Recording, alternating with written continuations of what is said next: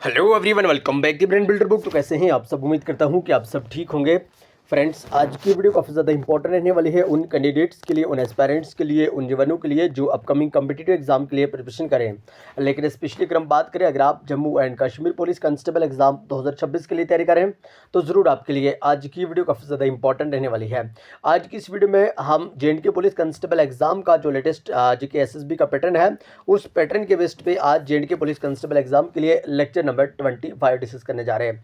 इससे पहले हमने 24 लेक्चर्स को पूरी तरह से कंप्लीट करा है। आप लोगों ने वो वीडियोस देखी तो अच्छी बात है, अदरवाइज इसी चैनल पे जाएगा, आप लोगों को प्लेलिस्ट मिल जाएगी JNK police constable latest pattern MCQs के नाम से। वहाँ पे अभी तक हमने 24 प्लस वीडियो लेक्चर को अपलोड कर दिया है।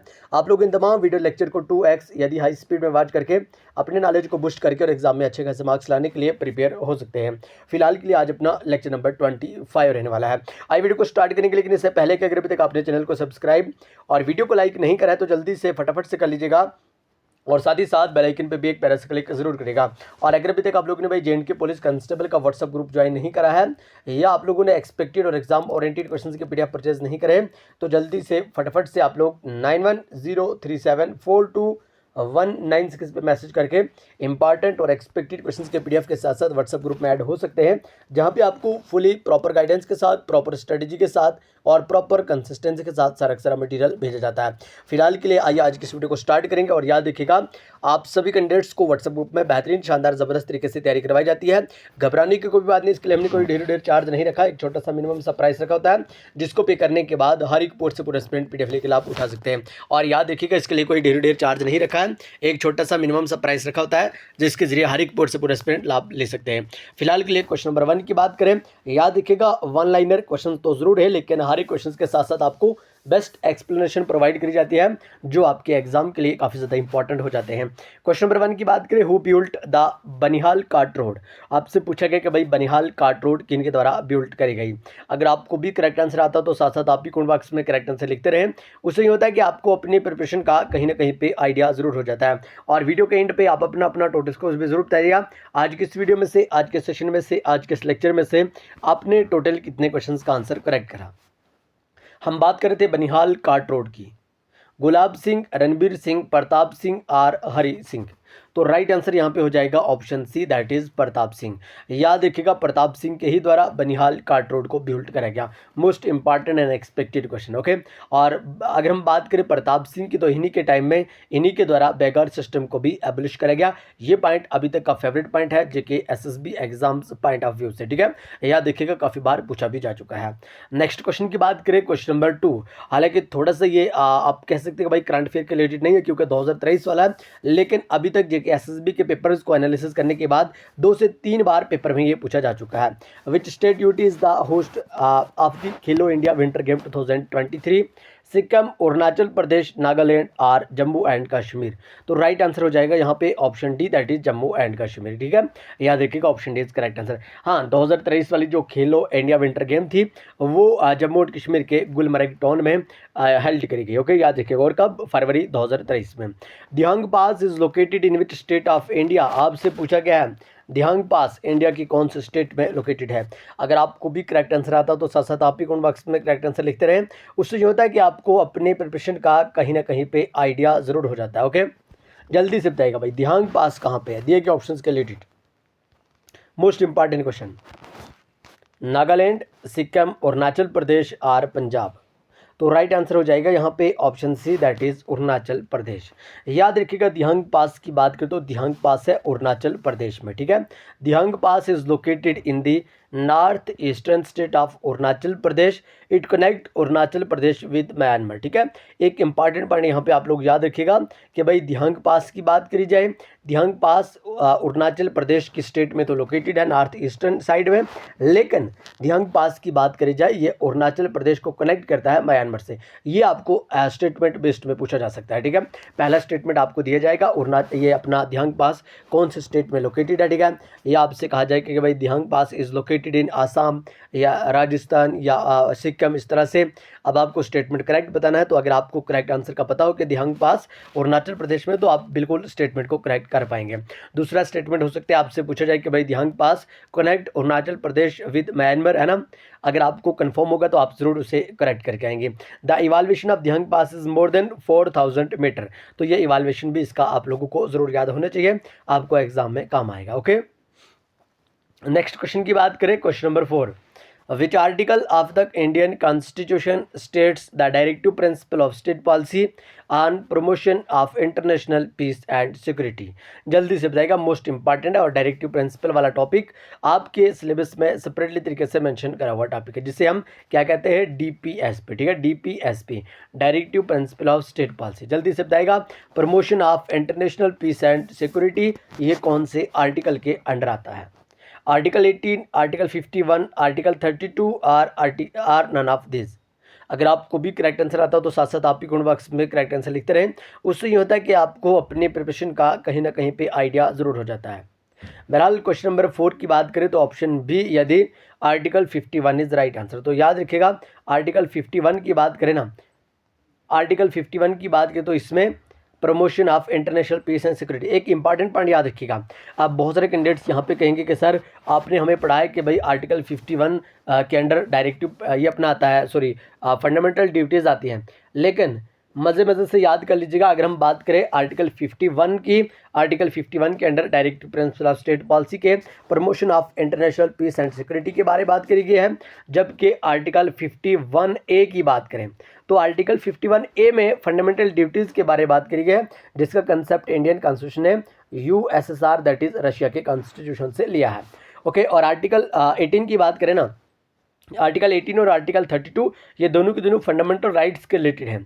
आर्टिकल 18 में आपको टाइटल्स के रिलेटेड बात करी गई है, ठीक है, एबोलिशन ऑफ टाइटल्स, और आर्टिकल 32 में ये राइट टू कॉन्स्टिट्यूशनल रेमिडीज़ है, जिसमें आपको 5 रिट्स भी प्रोवाइड करे गए हैं। ओके, और याद रखिएगा यही वो आर्टिकल है जिसे डॉक्टर BR अम्बेडकर के द्वारा कहा गया कि ये heart and soul of Indian constitution है। ठीक है, ये जितने भी पॉइंट्स हैं आपके एग्जाम के लिए काफ़ी ज़्यादा इंपॉर्टेंट है, आप इन्हें इग्नोर बिल्कुल भी मत करिएगा। क्वेश्चन नंबर 5 की बात करें, the Gandhi Irwin pact was associated to which of the following movements of India. आपसे पूछा गया कि गांधी इरविन पैक्ट कौन सी मूवमेंट के रिलेटेड है? रोलैट एक्ट, अरोलाट, सिविल डिसोबीडेंस, नॉन कोऑपरेशन या नन ऑफ दिस। तो राइट आंसर हो जाएगा यहाँ पे सिविल डिसोबीडेंस। ठीक है, याद रखिएगा ऑप्शन बी यहाँ पे राइट हो जाएगा, सिविल डिसोबीडेंस मूवमेंट के रिलेटेड ही है Gandhi Irwin pact. Okay, next question को डिस्कस करने से पहले कुछ इंपॉर्टेंट पॉइंट याद रखिएगा, क्योंकि हमारी फुली कोशिश रहती है कि आपको सारे के सारे वो वाले पॉइंट्स बताने की कोशिश करी जाए जो आपके एग्जाम के हवाले से काफ़ी ज़्यादा इंपॉर्टेंट हो जाए और आपको एग्जाम में दिक्कत ना आए। ठीक है, जो गांधी इरविन पैक्ट था या जो ये एग्रीमेंट था, the agreement was signed by Mahatma Gandhi and Lord Irwin.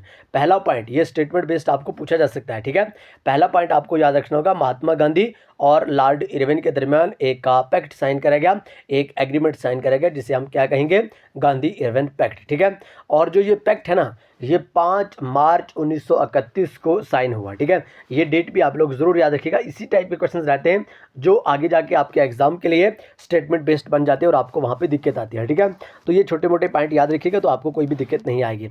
हमने पहले पॉइंट में क्या पढ़ा?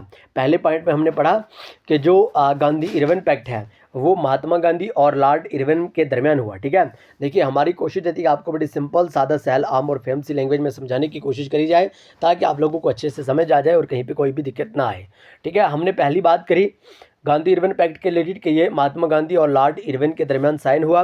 दूसरी बात हमने ये करी कि 5 मार्च 1931 को ये एग्रीमेंट साइन हुआ था। ठीक है, उसके बाद आपके ऑप्शन में नॉन कोऑपरेशन मूवमेंट है, तो याद रखिएगा जो नॉन कोऑपरेशन मूवमेंट है ये पहली मास पॉलिटिकल मूवमेंट मानी जाती है जिसे लीड करा गया महात्मा गांधी के द्वारा। ठीक है, उसके बाद आपको याद रखना होगा 1920। ठीक है, नॉन कोऑपरेशन मूवमेंट की बात करें, नॉन कोऑपरेशन मूवमेंट 1920 में स्टार्ट हुई और नॉन कोऑपरेशन मूवमेंट का जो मेन गोल था वो था अटेनमेंट ऑफ स्वराज। ठीक है, और रोलैट एक्ट की बात करें ना, ये भी आपके ऑप्शन में था, इसलिए हमारी कोशिश रहती है कि हर एक ऑप्शन के रिलेटेड आपको बेस्ट एक्सप्लेनेशन प्रोवाइड करी जाए।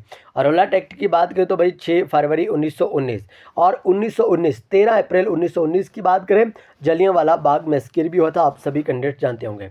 उसके बाद गांधी जी के द्वारा कहा गया रोलैट एक्ट को कि ये एक ब्लैक एक्ट है, और ये क्वेश्चंस आपको जो कि एसएसबी के द्वारा अभी तक बहुत बार पूछा भी जा चुका है, ठीक है, कि भाई कौन से एक्ट को गांधी जी के द्वारा ब्लैक एक्ट कहा गया, या रोलाइट एक्ट को किनके द्वारा ब्लैक एक्ट कहा गया। तो अगर आपने पढ़ा है तो ज़रूर आप एक नंबर लेके आ जाएंगे, और आप ज़रूर जानते होंगे, एक नंबर की बात नहीं करें, कुछ पॉइंटों से कैंडिडेट्स रह जाते हैं एग्जाम में, है ना, वो क्वालिफाई ही नहीं कर पाते कुछ पॉइंट्स की वजह से, इसलिए एक एक पॉइंट्स की भी बहुत ज़्यादा कीमत होती है। आप लोग हर एक क्वेश्चन को बड़े इत्मीनान और बड़े ईमानदारी के साथ पढ़िएगा, ठीक है।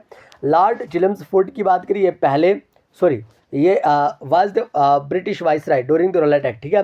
हम रोलाइट एक्ट के बारे में 3 से 4 पॉइंट्स याद कर चुके हैं। पहला पॉइंट 6 फरवरी 1919 को पास हुआ। दूसरा पॉइंट, इसको गांधी जी के द्वारा ब्लैक एक्ट कहा गया। तीसरा पॉइंट कि भाई ब्रिटिश वाइसराय, ठीक है, रोलाइट एक्ट के टाइम लॉर्ड चिलम्सफोर्ड ही ब्रिटिश वाइसराय थे। उसके बाद आपके ऑप्शन में क्विट इंडिया था, तो याद रखिएगा क्विट इंडिया रेजोल्यूशन पास हुआ 8 अगस्त 1942 को, ठीक है। और क्रिप्स मिशन की बात करें ना, क्रिप्स मिशन का जो फेलियर था ना, वो इमीडिएट काज था क्विट इंडिया मूवमेंट का।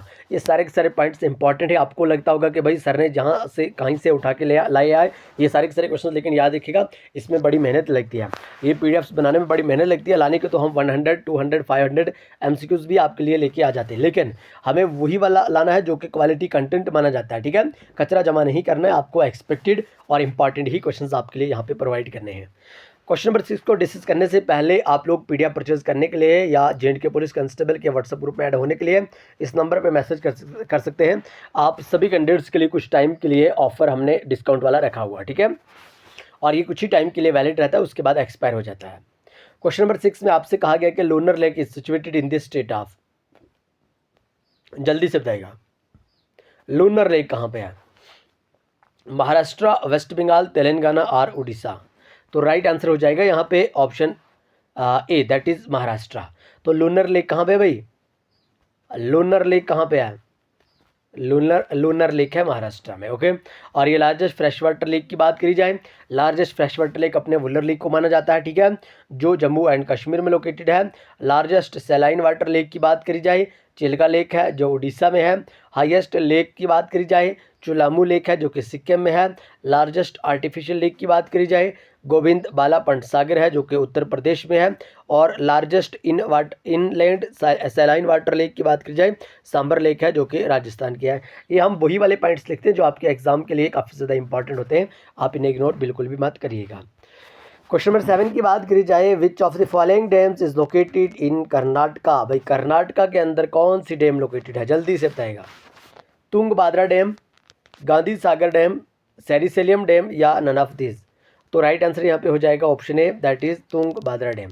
तुंगभद्रा डैम तुंगाभद्रा रिवर के ऊपर है, जिस तरह से ऑलरेडी हमने यहाँ पे लिखा है कि भाई तुंगभद्रा डैम कहाँ पे कंस्ट्रक्ट करी गई, तुंगभद्रा रिवर के ऊपर कर्नाटका में, ठीक है।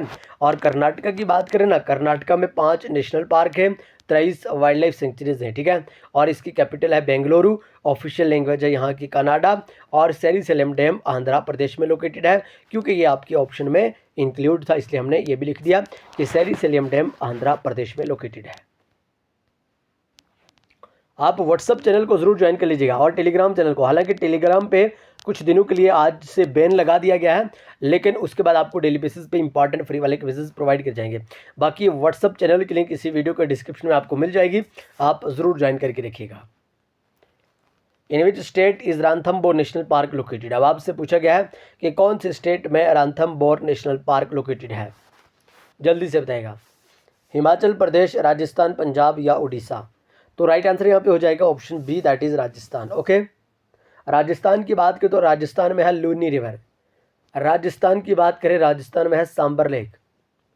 राजस्थान की बात करें, ये एरिया वाइज लार्जेस्ट स्टेट मानी जाती है। राजस्थान की बात करें, यहाँ का है झूमर डांस। राजस्थान की बात करें, यहाँ का है कालबेलिया डांस, ओके। तो ये सारे के सारे पॉइंट्स आप लोग जरूर याद रखिएगा, आपको एग्जाम में काम आएंगे, ओके। यहाँ पे हमने लिखा हुआ है कि भाई Ranthambore national park is one of the largest and most famous national park in northern India and area की बात करें तो 352 square kilometre, okay. Question number 9, who is known as the John Keats of Kashmir. John Keats of Kashmir किन्हें कहा जाता है, रसूल मीर, हब्बा खातून, महमूद गामी और none of this. Right answer is option A, that is Rasul Mir. रसूल मीर को ही जान किड्स ऑफ कश्मीर कहा जाता है, लेकिन ज़रूरी नहीं हर बार ही आपको रसूल मीर या जान किड्स से पूछा जाए, इसलिए इंपॉर्टेंट पर्सनस या इंपॉर्टेंट पर्सनैलिटीज़ के रिलेटेड आप लोगों को कुछ इंपॉर्टेंट पॉइंट्स ज़रूर याद रखने होंगे। लाल दीद की बात करें, इन्हें लालेश्वरी कहा जाता है। First Muslim saint to named as Rishi Sheikh Nooruddin Wali. Nightingale of Kashmir Habba Khatoon. Rasul Mir को फादर ऑफ कश्मीरी गज़ल। जिंदा कोल पहले विनर थे साहित्य अकेडमी के कश्मीरी लैंग्वेज में। और रहमान राय को ज्ञानपीठ अवार्ड, पहले ये ज्ञानपीठ अवार्ड रिसीवर हैं। Question number 10, who wrote the book named Tariq Hasan. और ये क्वेश्चंस आपके जेके एसएसबी के पेपर में पूछा जा चुका है 2026 वाले में, याद रखिएगा। Pir Hasan Shah, Malik Haidar, Kalhan are none of this. Right answer is option है, दैट इज पीर हसन शाह। लेकिन कुछ इंपॉर्टेंट बुक्स आप लोगों के लिए हमने यहाँ पे लिखने की कोशिश करी है जो आपको एग्जाम में काम आएंगी। Valley of Kashmir sir Walter Lawrence के द्वारा। लैंड ऑफ लामस अलेक्जेंडर किनिगम के द्वारा। राय तरंगनी कलहन और वक़्त कश्मीर ख्वाजा मोहम्मद के द्वारा लिखी गई। ये सारे के सारे क्वेश्चंस इंपॉर्टेंट है। आप व्हाट्सएप ग्रुप में ऐड हैं तो अच्छी बात है। जो भी पीडीएफ्स आपको वहाँ पे प्रोवाइड करी जाती है आप उन्हें बार बार रिवाइज करेगा तो इंशाल्लाह काम बन जाएगा। अगर आप लोग व्हाट्सएप ग्रुप में ऐड नहीं और ऐड होना चाहते हैं तो जल्दी से 9103742196 पे मैसेज करके आप ग्रुप में ऐड होकर पीडीएफ परचेज करके अच्छे खासे मार्क्स लाने के लिए प्रिपेयर हो सकते हैं। आइए फिलहाल के लिए आज की इस वीडियो को यहाँ पे खत्म करेंगे। मिलेंगे नेक्स्ट वीडियो में, तब तक के लिए बाय बाय, टेक केयर। लेकिन चैनल को सब्सक्राइब और वीडियो को लाइक ज़रूर करिएगा और कमेंट बॉक्स में जय हिंद लिख के अपनी अपनी डिस्ट्रिक्ट को ज़रूर मेंशन कर दीजिएगा।